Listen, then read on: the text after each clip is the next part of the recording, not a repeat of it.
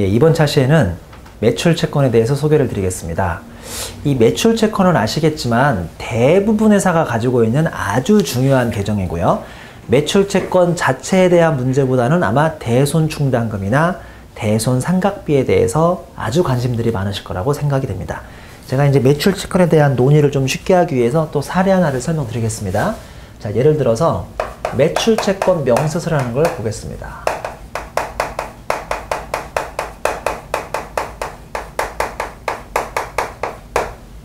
제가 이제 갑회사를 감사 나눈 거예요. 갑회사. 갑회사를 지금 외부 감사인으로서 감사를 하다가 이제 거기 김 팀장님한테 팀장님, 회계팀장이죠. 팀장님, 제가 이제 매출채권 좀 감사 좀 하게 매출채권 명세서 좀 갖다 주세요 라고 이제 요청을 한 거죠. 근데 이제 이분이 드디어 이제 매출채권 명세서를 가져왔습니다. 여러분 회사도 매출채권 명세서가 있습니까? 당연히 있겠죠.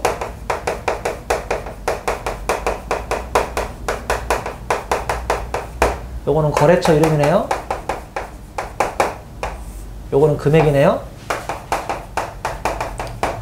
이건 지금 오버듀라고 해서 소위 얼마가 됐는지, 몇 월 됐는지. 이거는 설정률이네요. 그럼 요거가 이제 설정액이죠.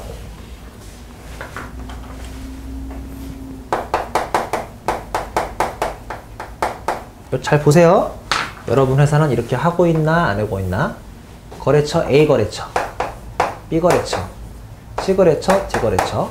금액은 만원, 2만원, 3만원, 4만원, 개 10만원. 얼마 됐냐? 이걸 소위 오버듀, 그러니까 얼마나 기간이 지났냐. 오버듀 얼마나 됐냐? 1개월, 2개월,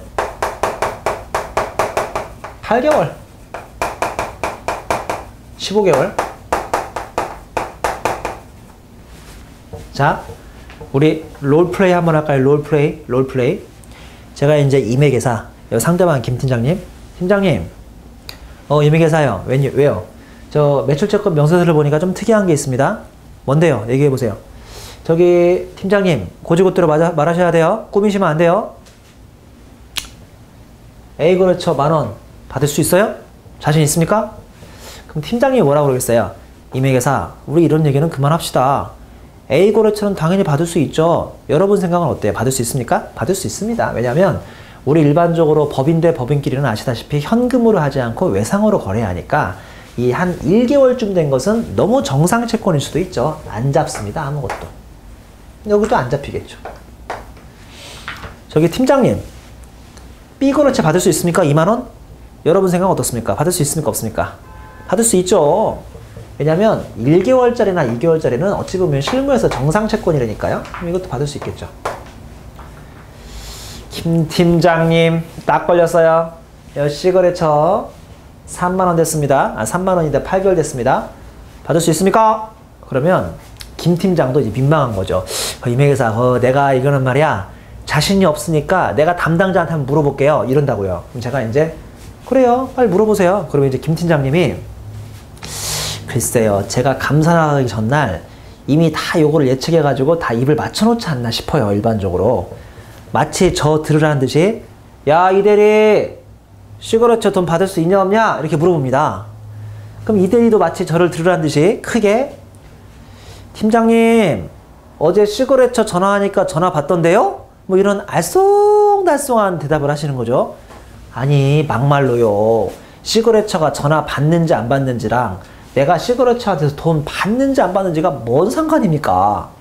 근데 만약에 저기 팀장님 C거래처를 전화했더니 없는 번호라고 합니다. 그러면 제가 이제 오우씨 이거 못 받잖아요. 뭐 그럴 거 아닙니까? 그래서 그런지 C거래처가 전화를 받더래요. 이 얼마나 귀여운 변명입니까? 참 제가 이럴 때 정말 그 인생의 회의를 느끼죠. 회계사로서 빡세게 잡아야 할지 아니면 그냥 넘어가 줄지 뭐 그러다가 그래요. 그래도 전화통화는 된다고 하니 제가 10%만 잡도록 하겠습니다 라고 해서 이게 8의 10%가 아니라 3만원의 10%니까 얼마가 잡히는 거죠? 3,000원이 이렇게 잡힙니다. 이해하셨죠? 갑자기 제가 막 음흉한 미소를 짓죠? 왜냐면 이거 보니까 D거래처는 제가 보기에 100% 떼입니다. 왜냐면 무려 돈 받기로 한 지 15개월이 지났으니까요. 아마 D거래처는 연락이 두절됐거나 아니면 폐업 상태거나 뭔가 좀 문제가 있는 거죠. 자, 팀장님, D거래처 받을 수 있습니까? 없습니까? 그럼 이럴 때 팀장님도 조금 움찔하거든요. 그거는 말입니다 하면서 좀 말이 길어지죠. 그거는 말입니다. 받을 수 있습니다. 제가 에이 이거 어떻게 받아요? 이거 15개월 됐는데. 그러면 아니 왜 임행회사는 항상 우리를 의심하는 거죠? 아니, 저도 죄송한데요. 제가 이제 회계사 생활을 몇 년 하다 보니까 사람들이 제 머리에 뿔이 났대요. 왜냐면 회계사들은 언제나 소위 보수적인 회계 처리라고 해서 안 좋은 정보는 낌새만 나오다 미리 딱 잡아버려야 하는 게 우리 운명이자 숙명이거든요. 제가 그러려고 회계사 자격증 딴 거거든요. 실은요. 안타깝지만. 임회계사가 왜 이렇게 머리에 뿔이 났냐 이거죠. 이걸 왜 이렇게 잡으려고 하냐. 내가 그래서 아니 그러면 김 팀장님 이거를 받을 수 있다는 근거를 제시해 주세요. 제가 그러면 충당금을 안 잡을 수도 있습니다. 내가 그러면 별의별 핑계를 다 들어봤는데요. 제일 기억에 남는 어이없는 핑계가 뭐였냐면 임회계사 우린 이걸 무조건 받습니다. 어떻게 받습니까? 내가 하다 안 되면 내가 플랜카드를 쓰려고요. 팀장님 플랜카드라니요? 아니 임회계사는 그 길거리 못 봤어? 떼인 돈 받아들입니다. 그거 있잖아요. 뭐 미수금 뭐 불법 추심업체 거기를 통해서라도 이걸 받겠다는 거죠. 네, 그래가지고 참 이거를 참 넘어가줘야 하나 잡아야 하나 고민하다가 인생은 내고 50%만 잡기로 한 거죠. 그래서 이제 2만 원을 잡습니다. 자, 그러면 이 회사에 총 12월 31일자에 잡혀야 하는 충당금은 얼마죠? 대손 충당금이 23,000원이 잡힙니다. 회계 처리는 어떻게 됩니까? 이렇게 되겠죠. 2014 말에 여기에 대손 충당금을 23,000원 잡고요. 여기에 대손 상각비도 23,000원을 잡습니다. 이렇게 하는 거죠. 여러분 이거 부분 재무상태표 한번 해볼까요? 부분 재무상태표 여기에 부분 재무상태표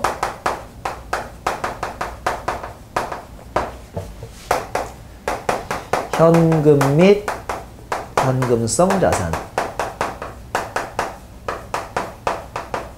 100 그 다음에 단기기본상품 150 자, 그리고 여기 매출채권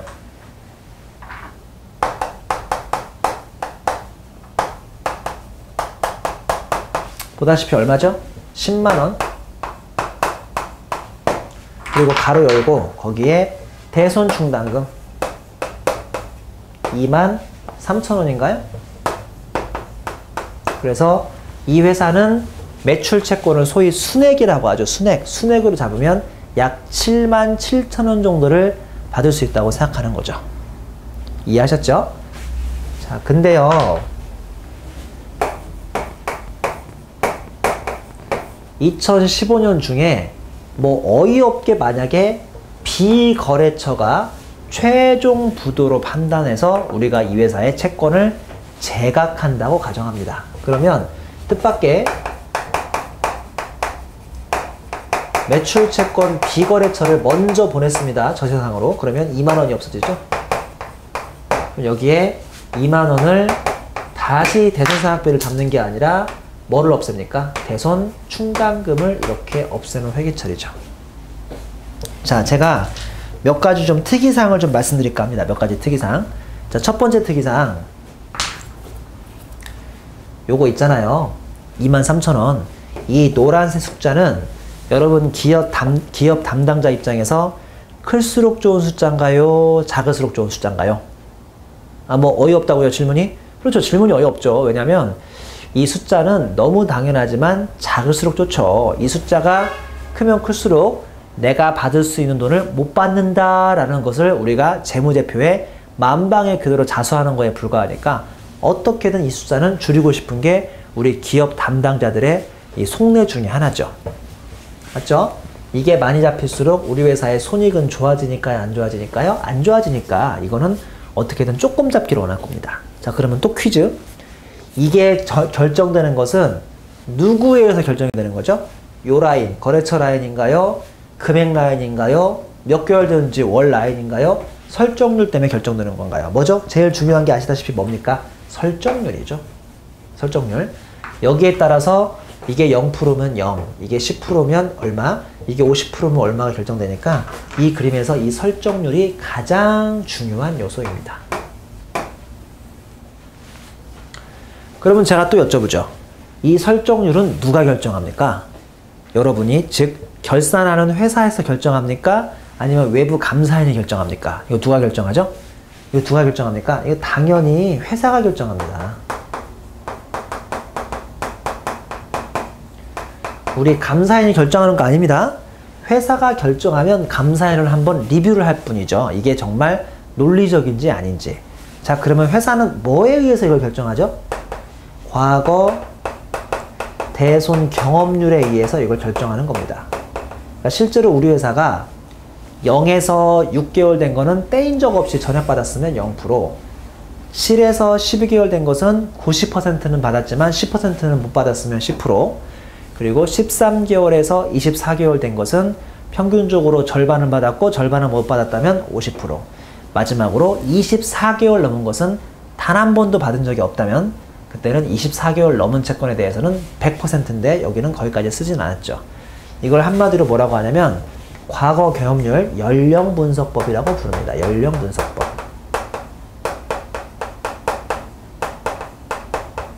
아주 중요한 단어죠. 이거를 영어로 굳이 얘기하자면 aging이라고 하죠. aging. aging method라고 부릅니다. aging method. aging method란 한마디로 이 채권들이 나이 들었다는 뜻이죠. 연령, 나이 들었다는 뜻이니까 요 연령, 요 연령, 요 연령, 요 연령을 그룹핑해서 그 연령에 맞는 설정률을 곱하는 게 이 바로 에이징 메소드라고 부릅니다. 자, 우리 또 손 한번 들어보세요. 우리 회사 진짜 이렇게 하고 있다. 손 한번 들어보세요. 이거 상당히 중요한데 안타깝게도 이렇게 하고 있지 않은 회사들도 상당히 많죠. 왜냐면 이렇게 연령 분석을 하려면 가장 기본적으로 시스템에서 이 발생한 채권이 얼마짜리, 얼마짜리, 몇 개월짜리인지에 대한 기초 정보나 자료가 나와야 하는데 이렇게 못 하시는 분들도 은근히 많거든요. 아니 그러면 이렇게 못 한다면 그래도 일정 금액 얼마라도 이 X를 잡아 놓으셔야 회계학에서는 말이 되는데, 자, 이런 분들이 있죠. 이거 제가 예전에 아마 화성상공회의소였나? 거기서 강의했던 걸로 기억이 나는데요. 요 제일 앞에 뭐 50대 한 후반 정도의 여사분이 앉아 계셔가지고 상당히 강의 열심히 들으시더라고요. 제가 또 이렇게 앞에 앉은 분들 상당히 좋아합니다. 앞에 앉은 분들은 이 강의에 대한 무한 애정과 관심과 열정과 고민 아니면 늦게 오신 거거든요. 근데 이제 그분은 그때 그렇게 늦지도 않았던 기억이 나는데 강의를 참 열심히 잘 들으시더라고요. 근데 이제 그분은 제가 뭐 이렇게 강의 뭐 호응이나 참여를 유도하기 위해서 이것저것 사람들한테 질문을 하면 너무 적극적으로 답도 잘해주시고 해서 참 좋았는데, 문제는 약간 이렇게 오버하시는 것도 좀 있더라고요. 그러니까 굳이 뭐 대답을 하거나 저한테 이게 태클을 걸 필요가 없는데도 막 끝까지 손을 들어가지고 내가 질문도 안 했는데 말이죠. 먼저 막 손을 들어가지고 회계사님 뭐 우리 회사는 그렇게 합니다 안 합니다 하고 막 너무 이렇게 대꾸를 잘해주셔도 약간 이제 강의에 방해가 되거든요. 자, 이 부분에서 갑자기 그분이 손을 듭니다. 회계사님 우리는 그렇게 안 해요. 제가 그래서 아니 이렇게 안 하면 어떻게 하십니까? 회계사님 이게 뭐예요? 이게 23,000이 지금 어떻게 나온 거예요? 제가 뭐랬냐면 여사님 지금 계속 설명해 드렸지 않습니까? 뭐 이렇게 뭐 경험률을 잡아가지고 어떻게 해서 잡는 겁니다 했더니 아이고 나는 몰라 그런 거 우리는 아니요 또 이러시는 거죠. 그래서 아니 뭐 어떻게 하십니까? 내가 나가서 한번 써볼까? 아니요 나오실 필요는 없고요. 아니요 내가 나가서 써봐야겠어. 막 굳이 나오시겠대요 강의하는데. 그분이 뭐랬냐면 23,000원이 뭔지 자기는 도무지 이해가 안 된대요. 그러니까 23,000원이 그분 말에 의하면 임 회계사님 A 거래처, B 거래처, C 거래처, D 거래처 그 중에서 23,000원을 진짜 떼인 거예요? 그러길래 아니요 여사님 뭐 제가 떼었다고 한 적은 없고요. 떼일지도 모른다.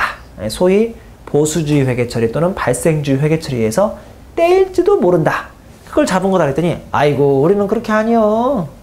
그러니까 이명희사님 다시 한번 제가 물어볼게요. 막 그분이 일부러 저한테 물어보시는 거예요. 23,000원은 그러니까 떼인 거예요? 안 떼인 거예요? 그것만 좀 대답해 보셔. 그러길래 아니 뭐 떼인 건 아닌데요. 뭐 떼일지도 모르는 걸 미리 잡은 거죠. 했더니 아이고 나는 모르겠어. 우리는 그렇게 아니요. 23,000원? 안 잡어 이런 거. 안 잡는데요. 그럼 내가 아니 그러면 내년에 2015년에 정말 A 거래처를 떼어가지고 B 거래처군요. B 거래처를 떼어가지고 제각할 때 이 장부에서 떨 때 어떻게 하죠? 그랬더니 그거야 천하에 쉽지. 우리는 이렇게 해요. 우리는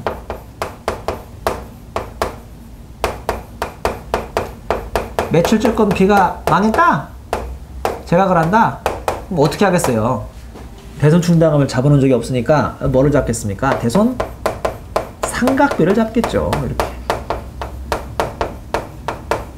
이렇게 이해하시는 거예요? 그러니까 저는 소위 충당금 설정법을 얘기해 드린 거예요. 미리미리 충당금을 잡고 내년에 떼일 때는 비용을 또 잡지 말고 저기 있던 충당금을 이쪽으로 없애라. 그분은 그게 아니라 충당금은 안 잡는데요. 충당금은 안 잡고, 왜냐면 충당금이라는 게 약간 한계가 있거든요. 무슨 한계냐면 이게 실제로 떼인 것도 아닌데 떼일지도 모르겠다고 미리 잡은 거니까 좀 한계가 있긴 있죠. 그래서 우리는 이렇게 안 하고 그냥 가만히 있다가 이게 언젠가 정말 떼이면 그때 바로 비용으로 처리하겠다라고 하더라고요. 자, 제가 맞습니까? 화성에 있는 그 50대 여사님이 맞습니까? 누가 맞죠? 물 한 모금 마실 테니까 대답 좀 하고 계세요. 누가 맞습니까? 제가 맞습니까? 그분이 맞습니까? 아니 지금 선뜻 대답을 못 하시는 것 같은데요? 왜 저를 의심하는 거예요? 세법의 측면에서는 저처럼 하는 게 맞죠. 그러니까 기업회계와 세법을 동시에 확인하고 싶으시면 대손충당금을 미리 잡고 다음에 혹시나 제각하는 경우에는 제로 베이스에서 비용 처리하는 게 아니라 작년에 잡아놨던 대손충당금을 이렇게 없애는 게 맞습니다. 이렇게 하는 게 맞습니다.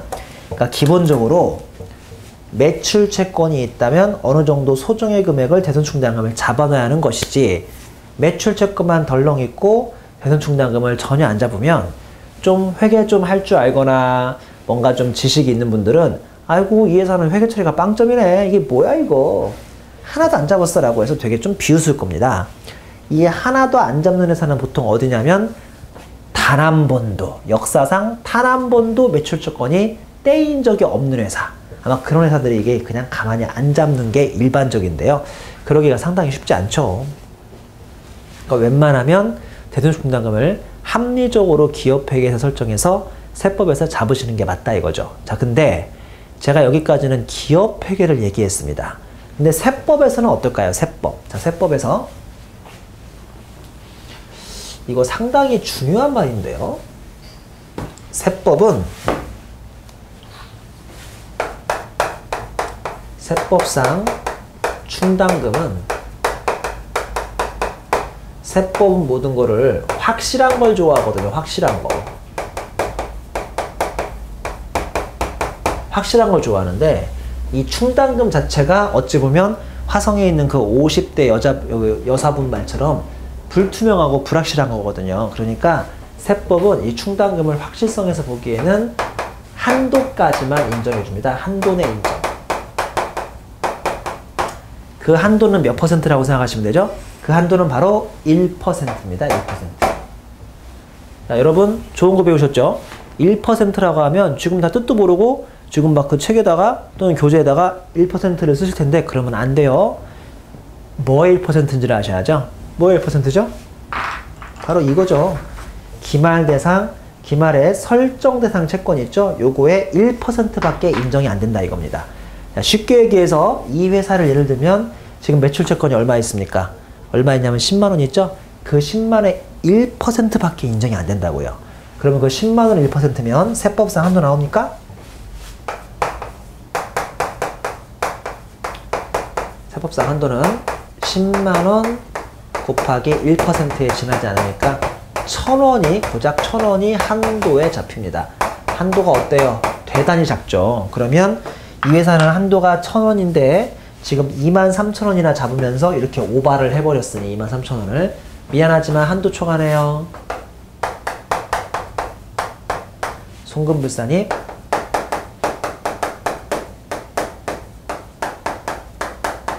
대손충당금 무슨 언감생심 23,000원 잡았습니까? 1,000원만 잡아야지. 그래서 22,000원이 한도 초과에 의해서 유보 처분을 받는 겁니다. 무슨 말씀인지 아시겠죠?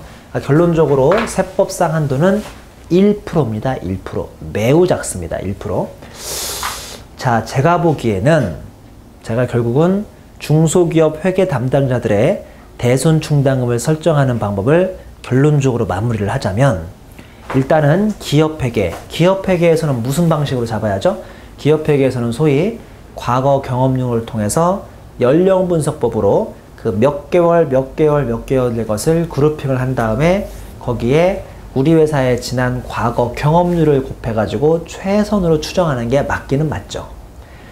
자, 그렇게 해서 잡아봐야 내가 최선을 추정해서 잡아봐야 세법에서는 고작 한도는 몇 %에 불과하죠? 1%에 불과하죠. 많이 잡아봐야 거의 부인됩니다. 여러분 한번 생각해 보세요. 중소기업 회계 담당자들과 그들의 대표이사들, 대표님들은 어떻게든 손익이 커야 좋습니까? 작아야 좋습니까? 손익이 너무 작으면 안 좋지 않습니까? 손익이 좀 어느 정도 커야 하지 않습니까? 손익을 키우고 싶은 회사는 대손충당금이나 대손상각을 별로 안 하고 싶어 할 거거든요. 근데 나름대로 최대한 추정을 해가지고 아까 얘기했던 연령분석법에 의해서 23,000원을 잡았습니다. 기분은 나쁘겠지만 잡았죠. 잡는 순간 또 한편으로 그만큼 뭐가 인정되니까 비용이 인정되니까 뭐를 기대하겠습니까? 절세를 기대하겠죠. 근데 안타깝게도 세법에서는 한도가 몇 프로니까요? 1%밖에 안 잡히니까 잡은 거의 많은 금액이 송금불산 이후로 부인을 당해버리는 거죠. 그러니까 이거를 좋아할 회계 담당자나 대표님은 아무도 없을 겁니다. 기업회계에서 많이 잡아봐야 세법에서 한도가 1%니까 다 부인된다는 거죠. 자, 여기서 답 나오죠? 답 나오죠? 결론적으로 기업회계 결산할 때부터 처음부터 얼마를 잡으면 되겠어요? 1%인 1,000원만 잡으시는 거죠. 물론 이런 전제에는 뭐가 필요하냐면 여러분들이 만약에 외감이라면 여러분들 회사를 감사하는 감사인한테도 1%만 잡으면 된다는 논거를 제시해야죠. 그러니까 우리 회사가 평소에 많이 떼이지도 않고 우량 채권들로 구성되어 있으니까 이렇게 23,000원까지 잡을 필요 없고 1%만 잡아도 되지 않겠느냐라고 해서 이 논거가 먼저 통과가 되셔야 하고요. 만약에 여러분 회사가 비외감 회사라면 어차피 비외감은 감사를 받지 않으니까 이거 1% 잡는 것 자체가 어렵지 않습니다. 이렇게 기업회계에서부터 1%를 잡아버리면 세법에서는 한도가 얼마가 되는 거예요? 어차피 똑같이 1%니까 한도 초과가 없지요. 게다가 1%까지는 이게 물론 1,000원이겠지만 1,000원까지는 전액 송금으로 인정이 되니까 일종의 약간의 절세 효과도 있는 겁니다. 이거 기억하시는 겁니다. 55페이지 로마자 5번의 매출채권이죠. 양가로 1번에 대손충당금 설정에 동그라미 1번 설정 대상 채권에 매출채권 장단기 대여금 미수금 미수수익 회사채 등 대손 가능성이 있는 모든 수취채권이 대상 채권이다 라고 되어 있고요. 동그라미 2번의 대손 추산 방법에는 가점에 개별적으로 채권의 대손 추산액을 산출하는 방법하고 나점에 과거의 평균 대손율에 의하여 산출하는 방법 등 합리적이고 객관적인 기준에 따라서 대손 추산액을 산출해야 한다라고 보시다시피 이제 내용도 나와 있습니다. 자, 다음 페이지 56페이지 가보시면 동그라미 5번에 대손 충당금의 가감 표시라고 해서 총액주의하고 순액 표시가 있는데 저는 지금 총액주의로 설명을 드렸고요. 그 다음에 다음 페이지에 57페이지의 반가로 2번에 매출채권의 양도 할인 구분 보시면 동그라미 1번에 매각거래와 차익거래 구분이라고 있는데 보시다시피 차익거래 구분 시에는 차익금으로 처리되어 회계연도 말에 부채 비율이 증가하게 되므로 매각거래와 차익거래를 명확히 구분하라고 되어 있는데 뭐 이거죠. 지금 이거랑은 관계가 없는 내용인데요. 우리 회사가 지금 만기 90일짜리 어음을 가지고 있는데 90일을 기다리기가 너무 힘드니까 그 10억짜리를 은행에다가 할인했더니 현금으로 9억이 들어오더랍니다. 자, 그러면 이 1억을 뭐를 잡는 겁니까? 1. 이자 비용 잡는 거다. 아니다. 이거는 이자 비용 잡는 게 아니라 매출 채권 처분 손실 잡는 거다.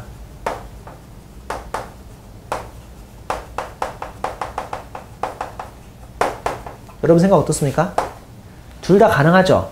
매출 채권 처분선을 잡으려면 이쪽에 뭐를 없애야죠? 매출 채권을 없애셔야 하고요. 그게 아니라 이자 비용 잡으려면 이쪽에 뭐를 잡아야죠? 차입금을 잡아야죠. 두 개의 차이 아시는 거죠? 그러니까 차입금을 잡는다는 소리는 만기가 90일 남은 어음을 은행에 팔았다는 뜻이 아니라 은행에 우리는 그저 담보로 제공한 거고 은행에선 나한테 차입을 10억을 실행시켜 준 거 대신에 거기에 대한 선이자를 얼마를 띈 거고요? 1억을 띈 거고 그게 아니라 우리는 은행한테 매출채권을 팔아버렸다면 매출채권을 자각하고 그만큼 뭐가 나오냐면 처분 손실이 나오죠. 여담입니다만 우리 처남이 은행을 다닙니다. 그 친구한테 물어봤죠. 처남, 니네 지점도 이렇게 어음을 많이 할인해서 받아주니? 많이 받아준다고 합니다. 야, 내가 강의할 때 그게 차입금, 즉 대출을 실행시킨 것도 있고 갖고 있던 채권을 처분한 것도 있다고 제가 두 가지를 말한다. 너네 은행 입장에서는 어떠냐 그랬더니 저한테 매형 앞으로는 그렇게 강의하지 마세요. 그게 뭔 소리예요. 은행 입장에서는 무조건 이걸 뭘로 보죠? 매출채권을 자기들이 사왔다고 보겠어요? 아니면 매출채권을 담보로 대출을 실행했다고 보겠어요? 당연히 후자입니다. 후자. 차입금이 느는 게 훨씬 더 일반적이라고 하니까 여러분들이 거래하시는 은행 등에 이제 할인을 하거나 양도할 때 어떤 것을 좀 더 현실적으로 그 현실화시킬 수 있는지 뭐가 좀 더 이제 사실에 맞는지에 따라서 판단하셔서 둘 중에 하나를 맞게 판단하시면 되겠습니다. 자, 지금까지 대손 충당금과 기업회계서 설정 방법에 대해서 설명을 드렸습니다.